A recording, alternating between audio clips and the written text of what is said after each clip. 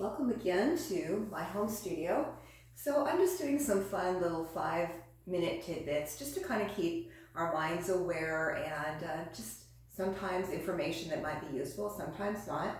So this is actually a gift from my son from Christmas, and they kind of know that if they give me anything yoga, I'm going to love it. So I got my first official sage from my son Stephen. Thank you, Stephen. And sage is one of those things you'll almost always see in a yoga studio. And as a novice coming in, you look around and I would see like stones, I would see sage, I would see things that seemed a little bit what I call fruit and granola. But as you learn to get into that, you become a little less conventional, a little bit more organic.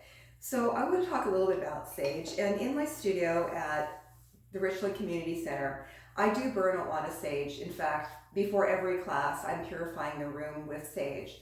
So what is sage good for? Well, it has kind of an earthy smell, and a lot of times you'll see that people use it for purification. So if you burn sage and then you can actually repeat positive messages, it can actually clear a space and reinforce positive energy.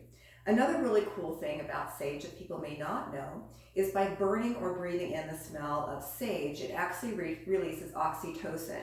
Oxytocin is a chemical within the body that is also called the love hormone. So when a woman is going to have a baby and breastfeed, she begins to release oxytocin, and that's the chemical that helps her bond with her child. So just by breathing in sage, you're releasing oxytocin, which is the love chemical, the love hormone. So it helps us feel better, happier, and more connected. So there's my quick tidbit for today. If you don't have sage, go to a store that's a little bit what you might call, if you're conventional, a little bit out of the way, maybe a fruit and granola store, order some on my favorite place, Amazon.